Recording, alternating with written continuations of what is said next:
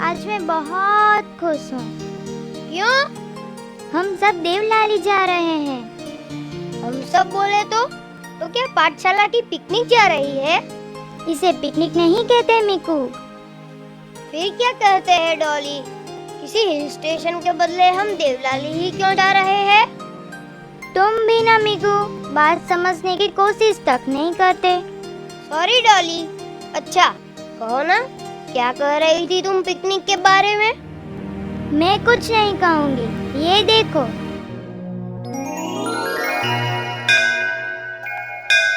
धवल, माँ जो कह रही थी वह कौन सा पर्व है जो कल से शुरू हो रहा है? श्रुत पंचमी। माँ कह रही थी हर साल इस पर्व पर उत्सव मनाया जाता है। हाँ, इसीलिए तो इस साल हम सब देवलाली जा रहे हैं। वाओ, मजा आएगा, पिकनिक भी बन जाएगी। इसे पिकनिक नहीं कहते भव्य, इससे तो हमें सच्चे ज्ञान की प्राप्ति होगी। पर देवलाली ही क्यों जाना है? वहाँ श्रुत पंचमी के अवसर पर कुंद आचार्य की प्रतिमा की स्थापना होगी और उसी निमित्त से पंच परमागम ग्रंथों का जुलूस निकाला जाएगा। ये कुंद आचार्य कौन थे? उन्होंने पंच परमागम जैसे महान ग्रंथों की रचना की है। पर उन्होंने कैसे इतने महान ग्रंथों की रचना की? वह विदेश क्षेत्र गए थे ना, वहाँ वो सिमंदर भगवान के समूह शरण में जाकर आए और फिर भरत क्षेत्र की वापसी के बाद इन महान ग्रंथों की रचना की। यह विदेह क्षेत्र कौन सा शहर है? नहीं, ये शहर नहीं है, जम्बूद्वीप के क्षेत्रों में से ही एक क्षेत्र है। जैसा अपना भरत क्षेत्र है वैसा ही विदेह क्षेत्र है। विदेह क्षेत्र में हर समय 20 तीर्थंकर विराजमान रहते हैं। हाँ, सिमंदर भगवान ही तो वहाँ के पहले तीर्थंकर हैं। मुझे भी देखना है यह विदेह क्षेत्र। काश हम लोग भी वहाँ जा पाते। मुझे भी तीव्र इच्छा है वहाँ के तीर्थंकरों के दर्शन करने की। पर हम जैसे लोग वहाँ क्यों नहीं जा पाते हैं? वो देखो, पंडित जी भी आ गए। चलो उन्हीं से पूछते हैं। जय जिनेंद्र पंडित जी। जय जिनेंद्र। चलो, कल सब देवलाली चल रहे हो ना? हाँ, चलना तो है, पर पंडित जी हमें कुछ शंकाएं हैं। हमने सुना है कि आचार्य कुंद देव सिमंदर भगवान के दर्शन करने के लिए विदेह क्षेत्र गए थे। ये विदेह क्षेत्र क्या होता है? हम जैसे मानव क्यों नहीं जा पाते वहाँ पर? तो सुनो, 2.5 द्वीप में अनेक द्वीप और समुद्र हैं। उन्हीं द्वीपों और समुद्र में से एक जम्बू द्वीप है। जम्बू द्वीप में 7 क्षेत्र होते हैं, जैसे भरत, हेमवत, हरि, विदेह, रम्यक, हिरण्यवत, ऐरावत। सिमंदर भगवान कौन से क्षेत्र में रहते हैं? जम्बू द्वीप का जो बीच वाला हिस्सा विदेह क्षेत्र है, वही सिमंदर भगवान है। और हम कहाँ रहते हैं? भरत क्षेत्र में। विदेश क्षेत्र के बारे में हमें बताइए ना पंडित जी। जम्बूद्वीप के बीच में पूर्व विदेह क्षेत्र और पश्चिम विदेह क्षेत्र, ऐसे 2 भाग होते हैं। पूर्व विदेह में 16 विदेह नगरी और पश्चिम विदेह में 16 विदेह नगरी होती है। इन दोनों के बीच में मध्य विदेह क्षेत्र है। मध्य विदेह क्षेत्र के बीचों बीच एक नाभि के समान सुदर्शन मेरु पर्वत है। इस सुदर्शन मेरु पर 4 वन होते हैं, भद्रशाल वन, नंदन वन, सोमनस वन, पांडुक वन। चारों वनों में चारों दिशाओं में एक एक अकृत्रिम चैत्यालय विद्यमान है। इसके ठीक मध्य में 40 योजन ऊंची मेरु पर्वत की चूलिका स्थित है। जम्बूद्वीप के विदेह नगरियों में 4 तीर्थंकरों का सद्भाव है। उसी प्रकार धातकी खंड में 8 तीर्थंकर मौजूद हैं और 8 तीर्थंकरों का सद्भाव पुष्करार्ध में है। इसी तरह 2.5 द्वीप में कुल 20 तीर्थंकर हमेशा विराजमान रहते हैं। हम जैसे मानव क्यों नहीं जा पाते वहाँ पर? हम लोगों में विदेह क्षेत्र में जाने की सामर्थ्य नहीं है, क्योंकि भरत क्षेत्र और विदेह क्षेत्र के बीच बीच में बहुत बड़े बड़े पर्वत और विशाल नदियां आती हैं और उनको अभी वर्तमान में उपलब्ध साधनों के माध्यम से पार किया जाना संभव नहीं है। आचार्य कुंद को भी उनके पूर्वाभाव के मित्र देव के माध्यम से विदेह क्षेत्र ले जाया गया था। मुझे तो लग रहा है कि मैं उड़ के जाऊं विदेह क्षेत्र में और वहाँ के तीर्थंकर भगवान के दर्शन कराऊं। पर अब हम विदेश क्षेत्र तो नहीं जा सकते। महान कुंद आचार्य देव की प्रतिमा की स्थापना के लिए और उनके दर्शन के लिए तो जरूर जाएंगे।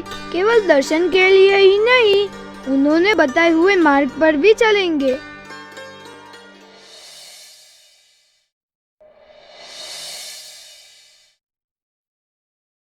अरे डॉली उठना, कितनी देर तक सोएगी? सोने दो ना मीकू। नहीं डॉली उठ, चल हमें घूमने जाना है। क्या यार, इतना अच्छा सपना देख रही थी, क्यों जगा दिया तुमने? कैसा सपना? जरा मैं भी तो सुनूं। अरे सपने में भी किसी चीज का लोभ नहीं करना चाहिए।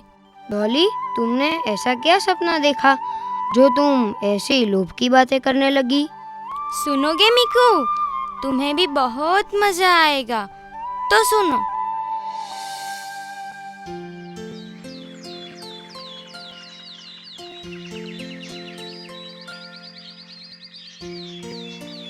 वाह, कितना मजा आ रहा है यहाँ। मेरा मन तो खूब ललचा रहा है ये आम देखकर। अरे ये आम तो बहुत ऊपर है, पर हमें यहाँ किसी ने देख लिया तो खूब पिटाई होगी। अरे ज्यादा नहीं, बस 2-4 आम ही तोड़ेंगे और चले जाएंगे। पर आम तोड़ेंगे कैसे? हमारे पास तो आम तोड़ने के लिए कुछ भी नहीं है। ये तो लातों के भूत है, बातों से नहीं मानेंगे। हमें तो पत्थर मारकर ही आम तोड़ने होंगे। अरे अखिलेश, इस पेड़ को पत्थर मारने पर कम से कम आम तो मिलेंगे, पर तुझ जैसे भूतों को मारेंगे तो तुझसे हमें क्या मिलेगा? मतलब मुझसे अधिक क्या तुम्हें पेड़ अच्छे लगते हैं? हाँ यार फिलहाल तो पेड़ ही अच्छे लगते हैं। अरे जल्दी करो, कोई आ रहा है, भागो यार। अरे 10-12 आम ही तो हुए हैं, और 2-4 लेते हैं, फिर भागेंगे। जल्दी करो। तू बैठ यहाँ आम तोड़ने, हम तो चले। अरे रे, अब क्या हाल होगा इनका? क्या हाल होना है? झूठ बोलकर छूट जाएंगे। अभी शायद छूट जाए, पर लोभ के वश होकर किए पापों का फल तो भुगत नहीं होंगे। क्या लोभ को पापों का बाप कहते हैं? हाँ, क्योंकि लोभ के वश में होकर जीव बहुत पाप करता है।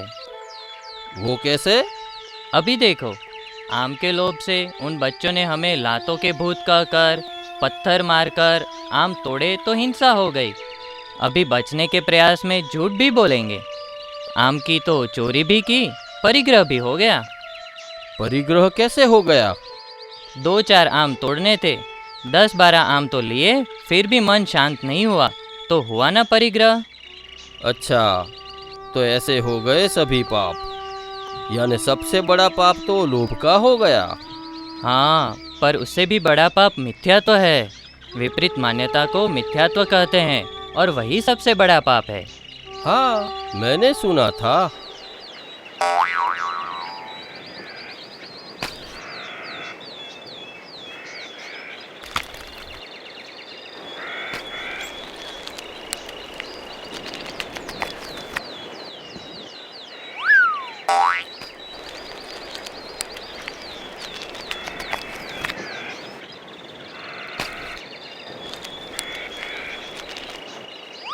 अरे अरे देखो तो ये बंदर, अरे ये तो कल वाला ही बंदर है ना। अरे हाँ, ये तो कल का ही बंदर है। देखो तो, कल तो बहुत पिटाई हुई थी ना इनकी, आज भी लड़खड़ा रहा है। अरे बंदर भाई, क्यों भाई, कल की सजा क्या कम हो गई थी? तुम्हें क्या करना है, तुम तुम्हारा देखो। अरे भैया, ये तो अच्छी बात नहीं है। तुम्हें भूख लगी हो तो तुम 1-2 आम खा लो ना। इतने आम गिराकर नुकसान क्यों करते हो? मुझे तो ऐसा ही अच्छा लगता है। फिर मार भी तो पड़ती है। भले मार क्यों ना पड़े, मुझे ऐसा ही अच्छा लगता है। एक तो चोरी से आम के बाग में घुसना, लालच से आम का नुकसान करना, ये तो पाप हो गया।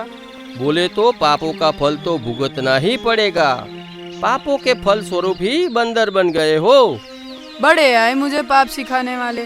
मुझे कम से कम 5 इंद्रिय तो है, पर तुम तो 1 इंद्रिय जीव हो। तो फिर ये क्या पापों का फल नहीं है? हमने भी तो खुद को जीव नहीं बल्कि शरीर समझकर पाप कर बैठे। इसलिए तो मिथ्यात्व की वजह से हम लोग एकेंद्रीय जीव बन गए। जो गलती हमने की, यही गलती ये लोग कर रहे हैं। जो कर्म हमने बांधे थे, जिसका फल हम भुगत रहे हैं, वही कर्म अब ये बच्चे लोग और बंदर भैया बांध रहे हैं। इन्हें कोई कैसे समझाए? जिस राह से हम गुजर रहे हैं वहाँ पर बहुत दुख है। इस राह पर मत चलो भाई, ऐसे पाप कार्य नहीं करो। पर कैसे बताए, हम बोल भी तो नहीं सकते कि पाप नहीं करो भाई, पाप नहीं करो। हाँ भाई, लोभ नहीं करो, मन में लालच नहीं रखो, इसका फल तो बहुत बुरा है। हाँ भाई, लोभ बहुत बुरी चीज है, हमें लोभ नहीं करना चाहिए।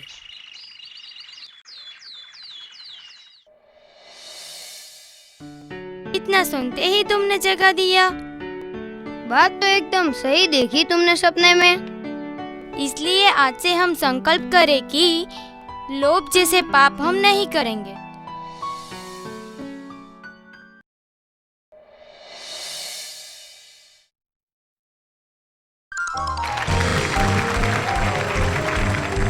अरे वाह मिकू, आज तो तुम जीत गए। यस, अब तो तेरा नाम स्कूल रिकॉर्ड में आएगा। ये चीकू अब तक आया क्यों नहीं? आएगा भी कैसे? क्यों? मैंने उसकी साइकिल की हवा ही निकाल दी थी। पर तुमने तो उसे बेस्ट लक भी किया था। कहना पड़ता है, तुमने चीकू के साथ छल कपट करके मायाचार किया है। मायाचार क्या होता है? तो देखो, ये मायाचार की कहानी।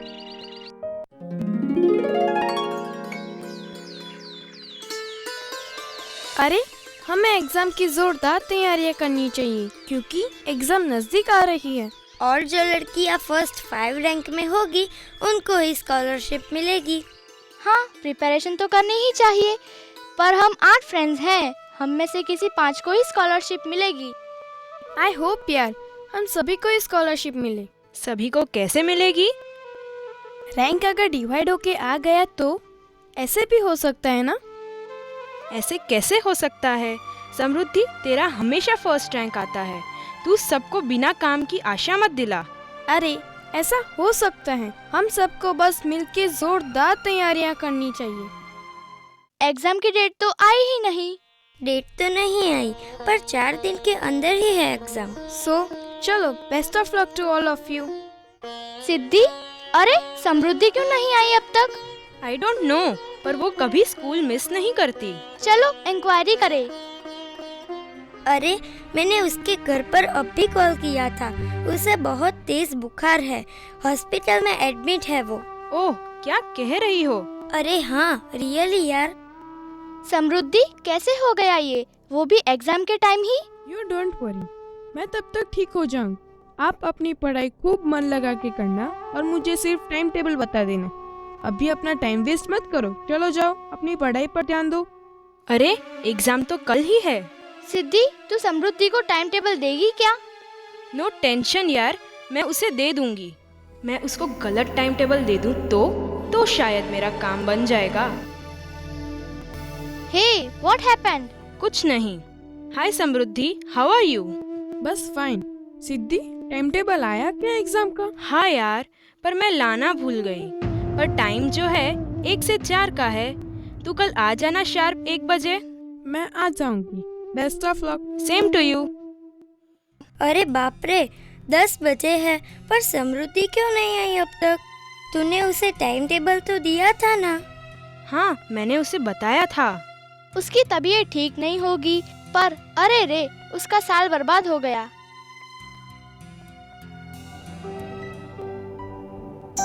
मम्मा, मेरा पेपर एकदम मस्त गया और मैं इस साल फर्स्ट रैंक लाऊंगी। इस साल ना समृद्धि का पेपर मिस हो गया। वो कैसे? मम्मा, किसी को मत बताना, मैंने ही करवाया। क्यों? ऐसा क्यों किया तूने?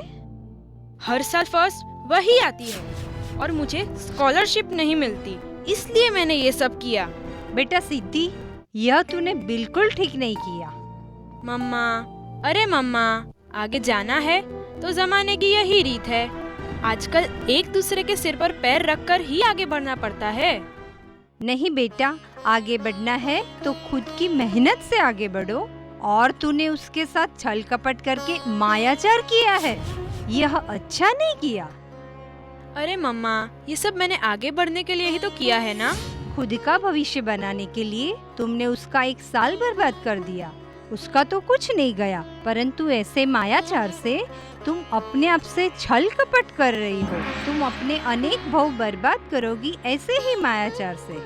जाने दो ना मम्मा, चलो मैं नमोकार मंत्र की 1 माला फेर लूंगी। कोई माला फेरने से पापबंध मिट तो नहीं जाएगा। तुझे पता भी है मायाचार का मतलब। तुझे अनंत जन्मों में पशु पक्षी, कीड़ा मकोड़ा आदि बनना पड़ेगा। माला फेरने से वो पाप बंध छूटेगा तो नहीं। हाँ, माला फेरने से जो पुण्य बंध होगा उसका फल तो बाद में मिलेगा, पर पाप बंध का फल भी तो भुगतना ही पड़ेगा। कल ही तो पंडित जी ने कहा था ना, जो शक्य है वो करो, अशक्य की श्रद्धा करो। तो मेरे करियर के लिए मैंने किया, यह अशक्य था तो चलो ये कार्य मैंने निषेध पूर्वक किया। ये तो धर्म कार्य पर मायाचार हो गया। निषेध पूर्वक? कैसा निषेध? स्वार्थ के लिए ये कार्य कर रही हो और उसे निषेध कैसा समझे? यदि मजबूरी का कारण हो तो समझते कि यह कार्य हमें मजबूरी से करना है और वही निषेध पूर्वक होता है। क्या? जब हम मायाचार करते हैं तो किसी और को फंसाते हैं, खुद से अपने भगवान आत्मा से मायाचार करते हैं। निषेध पूर्वक ऐसा युक्तिवाद अगर करोगी तो ये तो स्वच्छंदीपना हो गया और वह भव भ्रमण का कारण होगा। मैं अभी जाके समृद्धि की माफी मांगूंगी और ऐसे मायाचार से बचूंगी जो तिर्यंच गति का कारण हो। सॉरी मम्मा, मुझसे बहुत बड़ी भूल हो गई।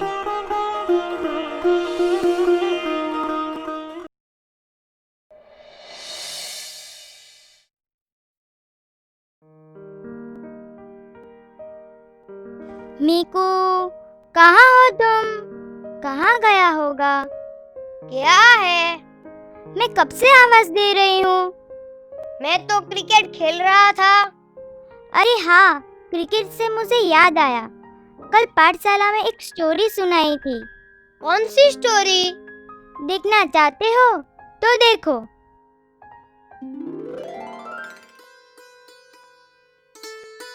मंथन, कहाँ जा रहे हो? तेरे पास ही आ रहा था संकित। चलो, बहुत देर हो चुकी है, पाठशाला जाना है। चलो चले। जय जिनेंद्र पंडित जी।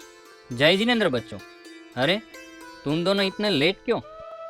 पाठशाला तो कब की खत्म हो गई। जी मैं वो संकित के पास गया था। सॉरी पंडित जी, मैं वो क्रिकेट खेल रहा था, टाइम का तो पता ही नहीं चला। ऐसे क्रिकेट में अपना जीवन क्यों वेस्ट करते हो? क्रिकेट से मुझे याद आया, मैं तुम्हें कल एक कहानी सुनाऊंगा। अभी सुनाओ ना पंडित जी, प्लीज। नहीं, अभी नहीं। अभी मेरे स्वाध्याय का टाइम हो गया है, तुम कल ही आना। चलो संकित, मैं तुम्हें वो स्टोरी बताती हूँ। मुझे पता है वह 100 राजकुमारों वाली कहानी। हाँ बताओ ना देशना। भरत चक्रवर्ती के 100 राजकुमार क्रिकेट खेल रहे थे। उसमें से एक राजकुमार के मन में आया कि हम भी इस बॉल की तरह चारों गति में पीट रहे हैं और हमें उसका कुछ भी दुख नहीं होता है। मैं मंथन तुमसे पूछती हूँ, बताओ क्या हमें दुख होगा? दुख तो होगा ही ना, क्योंकि हम जीव है। पर बॉल को पीटने जाने पर दुख नहीं होगा, क्योंकि वह जीव है। काश सच में हमें दुख होता। मतलब क्या कहना चाहती हो विशुद्धि तुम? चार गति में घूमने को हम यदि दुख मानते तो हम भी जीवाजीव की सच्ची पहचान करते और इस बॉल की तरह चार गति में ना पीटे जाते। संकित सुनो, बॉल अजीब है यह तुमने जान लिया, पर जीव और अजीव की सच्ची पहचान तुमने अभी तक की ही नहीं।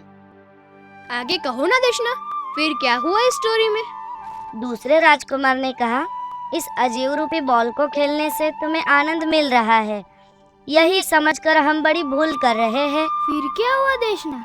फिर क्या, रोज तत्व चर्चा करते करते एक दिन भरत चक्रवर्ती के सेनापति जयकुमार ने दीक्षा ले ली और सेनापति जयकुमार की वैराग्य की भावना सुनकर इन नन्हे मुन्ने राजकुमारों ने भी मुनि दीक्षा ले ली। जिस उम्र में उनको खेलने कूदने के दिन थे, इस छोटी सी उम्र में जीव अजीव की सच्ची पहचान करके ध्यान में अंतर्मग्न हो गए वह 100 राजकुमार। छोटे छोटे मुनिवर हो गए निहाल, निज परिणति का देखो ये कमाल। ऐसे नन्हे मुन्ने मुनिराजों को देखकर उनके दर्शन करके सब भाव विभोर हो गए। आत्मा की तो कोई उम्र ही नहीं होती, आनंदमय ज्ञानमय होता है यह आत्मा। आनंदमय? क्या आनंद आत्मा से प्राप्त होता है? मैं कुछ समझा नहीं मंथन। सुनो, तुम्हें क्रिकेट खेलने में आनंद आता है कि नहीं? क्रिकेट खेलना तो मुझे बहुत पसंद है, मैं बहुत एंजॉय करता हूँ। तो पूरा दिन क्रिकेट क्यों नहीं खेलते हो? अरे मैं तो थक जाऊंगा। क्यों? तुम्हें तो क्रिकेट खेलना बहुत पसंद है ना? बहुत आनंद भी आता है। जिसमें से आनंद आता है उसमें क्या थकान लगती है कभी? मतलब कोई भी बाहरी कार्य से या क्रिकेट खेलने से आनंद नहीं आता है। क्रिकेट खेलने से हमें आनंद मिलता है, यह तो एक अपने मन का भ्रम है। सच बात तो यह है कि आनंद आत्मा में से ही आता है और वही सच्चा आनंद है। इसलिए नन्हे 100 राजकुमारों ने भी अपना राजवैभव छोड़कर आत्मा में आनंद पाने के लिए दीक्षा ले ली थी। हाँ, इसलिए मुनिराजों पर घोर उपसर्ग आने पर भी उन्हें दुख किंचित मात्र भी नहीं होता और आत्मा के आनंद में मग्न रहते हैं वह मुनिराज। ये देशना, मुझे भी ऐसा आनंद चाहिए जो कभी भी खत्म ना होने वाला हो, पर कैसे मिलेगा? सुनो संकित, रोज तुम पाठशाला समय पर आना और जीव अजीव की सच्ची पहचान करके आत्मा की आनंद की प्राप्ति तुम कर सकते हो। सच में अपनी आत्मा की बात सुनकर बहुत ही आनंद आ गया।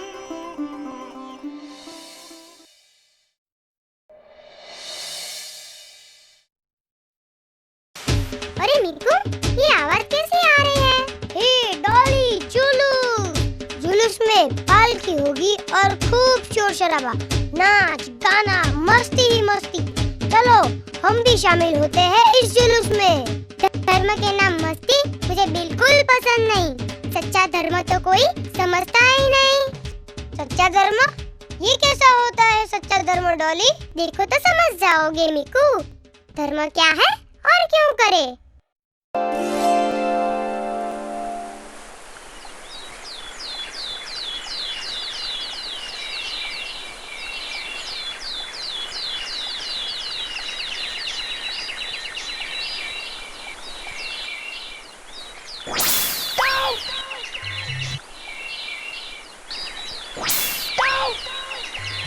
अरे अरे, यह देखो, चिंतन क्या कर रहा है?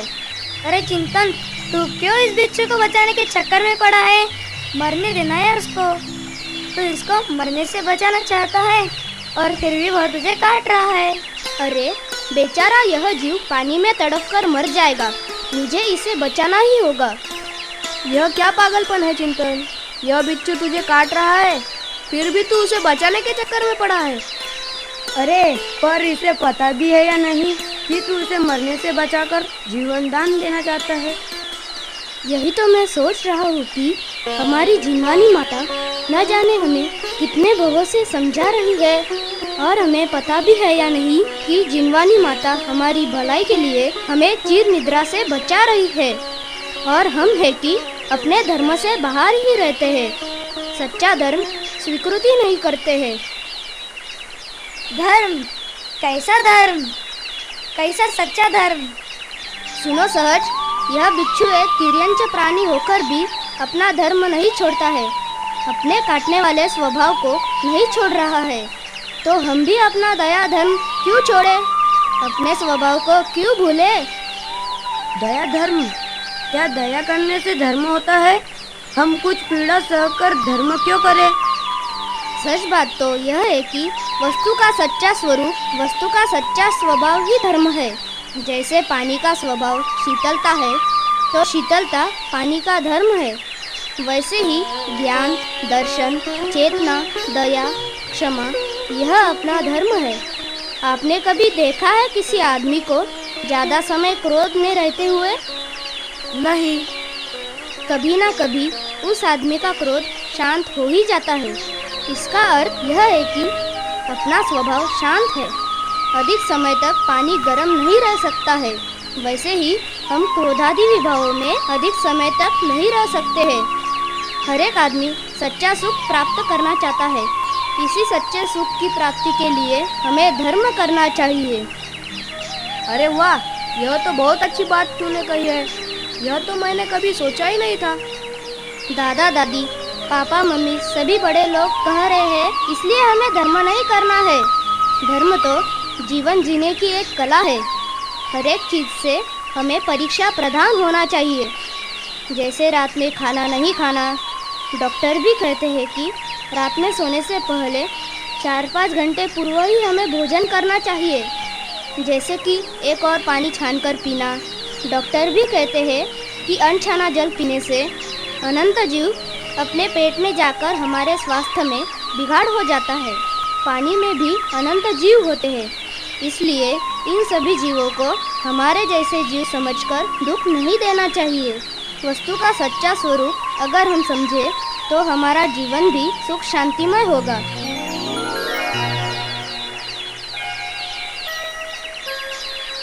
हम भी अभी से जीवन जीने की कला सीखेंगे। वस्तु के सच्चे स्वरूप को समझेंगे तो ही सच्चा धर्म समझ पाएंगे। ठीक कहा है प्रशम ने। हम सभी को वस्तु का स्वरूप समझकर जीवन जीने की कला समझना चाहिए।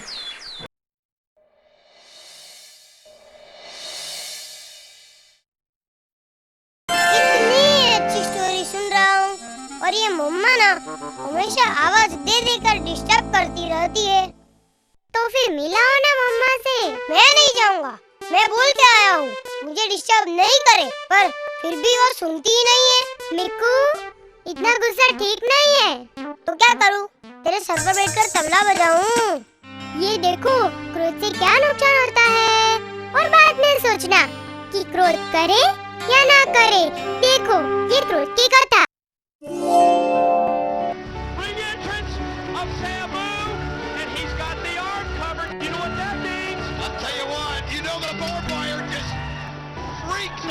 चिद्रूप,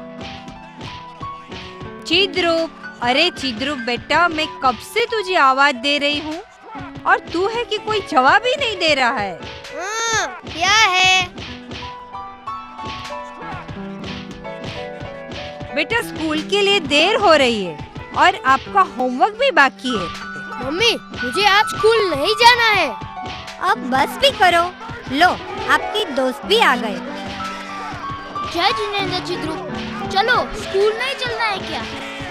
अरे स्वरूप, आपने आपका होमवर्क किया या नहीं? हाँ आंटी जी, सुबह ही जेनी बच्चे के गाने सुनते सुनते होमवर्क कंप्लीट कर दिया। अच्छा, ये तो बहुत अच्छी बात है। अरे चिद्रूप, 2 हफ्तों से आप पाठशाला क्यों नहीं आ रहे हो? क्या करे बेटा, पाठशाला के टाइम पर ही उसके कराटे की क्लास चलती है, इसीलिए उसका पाठशाला आना ही नहीं होता। अरे चिद्रूप, चलो ना, देरी हो रही है। तू जाना यार, मुझे स्कूल नहीं आना है, जा। नहीं बेटा स्वरूप, जरा रुको, मैं अभी इसे तैयार करके स्कूल भेजती हूँ। चिद्रूप, चिद्रूप, सुना नहीं तुमने? चलो टीवी बंद करो। नहीं नहीं मम्मी, मैं आज स्कूल नहीं जाऊंगा। मम्मी, टीवी बंद मत करना। अरे ये क्या किया तुमने? देखो तो आंटी जी को कितनी चोट लगी। तो टीवी क्यों बंद कर दिया? मेरा नहीं सुनोगे तो मैं ऐसा ही करूँगा। आंटी जी, आपको तो बहुत ज्यादा चोट लगी है। यहाँ बैठिए, मैं आपको दवाई लगा दूँ।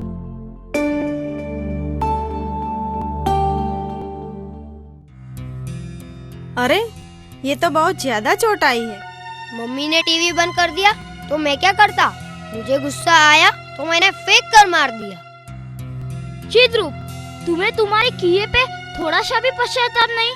तुम्हें थोड़ी सी शर्म आनी चाहिए।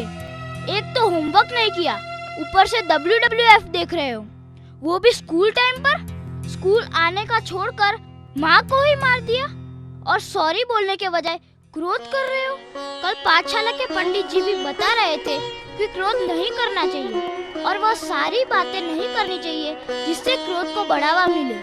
हाँ बेटा, बिल्कुल ठीक कहा है पंडित जी ने। देखो तो चिद्रूप, तुम WWF का प्रोग्राम देख रहे थे जिससे तुम्हारे क्रोध को बढ़ावा मिल गया।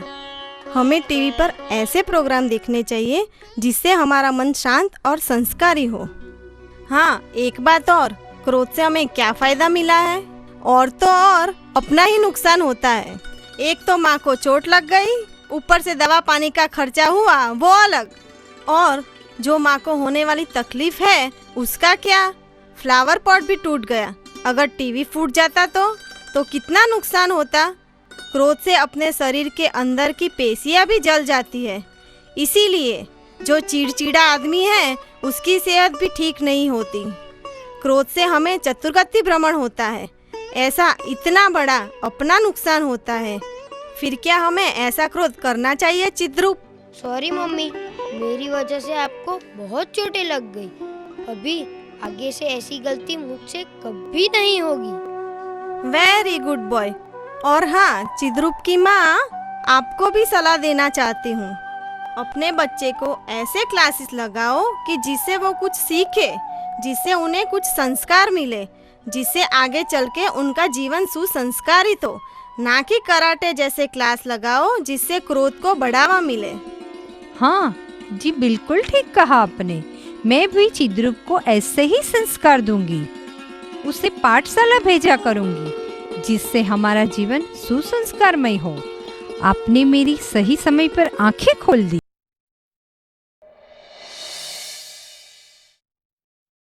अरे मिकू, वहाँ कितने झगड़े, मार पिटाई हो रही है। मार पिटाई क्यों कर रहे हैं वो? कुछ खास रीजन तो नहीं है, पर वो अगर संस्कारित होते तो काश ऐसा नहीं होता। संस्कारित होते मतलब अगर पाठशाला जाते तो उन्हें समझता कि क्रोध नहीं करे। पाठशाला से हमें बहुत बातें सीखने मिलती है। तुम देखना चाहते हो पाठशाला का इम्पोर्टेंस? हाँ।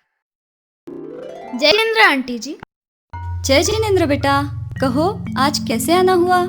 बस ऐसे ही दिनेश के साथ खेलने आया था। क्या वह घर पर है? वो अपने कमरे में होगा। अरे दिनेश, क्या कर रहे हो? चलो खेलने चलते हैं। क्या कहा तुमने? खेलने चलते हैं? यार, दौड़ धूप के खेल मुझे बिल्कुल पसंद नहीं है। क्या लाया है, जरा हमें भी बताओ। अरे यार, जरा धीरे बोल, नहीं तो मॉम सुन लेगी। क्यों, ऐसी क्या बात है?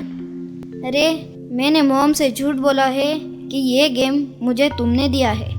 दिनेश, ये तुमने बिल्कुल ठीक नहीं किया। मेरा नाम बोलकर तुमने झूठ क्यों कहा? और तुम ये जो गेम खेल रहे हो, जो मारपीट वाला गेम है, और इसे खेलने से हिंसा का पाप लगता है। अरे यार, ये लेक्चर देकर तू मेरा अच्छा मूड खराब कर रहा है।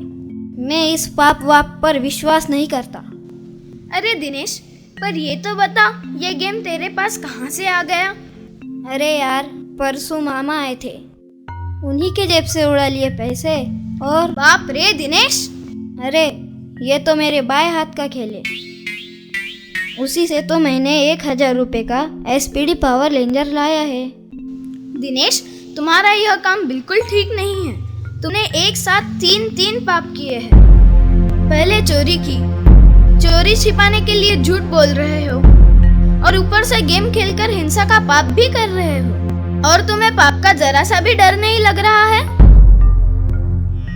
हमारे पाठशाला के पंडित जी कहते हैं, जो पाप करने वाले लोगों के साथ रहते हैं, उनकी सहायता करते हैं, उन्हें भी अनुमोदना का पाप लगता है। इसलिए आज से तुम्हारी मेरी दोस्ती खत्म। अरे, मैं ये क्या सुन रही हूँ? इसने मेरे भाई के जेब से पैसे चुराए, वीडियो गेम लाया और इतनी सफाई से झूठ भी बोल रहा है। ये सब मेरी ही गलती है। अगर मैं इसे सम्यक के जैसे संस्कार देती, पाठशाला भेजती, तो शायद यह दिन मुझे नहीं देखना पड़ता। लेकिन आज मैं यह निश्चय करती हूँ कि मैं अपने बच्चों को ज़रूर पाठशाला भेजूंगी और अच्छे संस्कार दूंगी, ताकि मुझे दोबारा यह दिन नहीं देखना पड़े। आओ बच्चों, चले पाठशाला।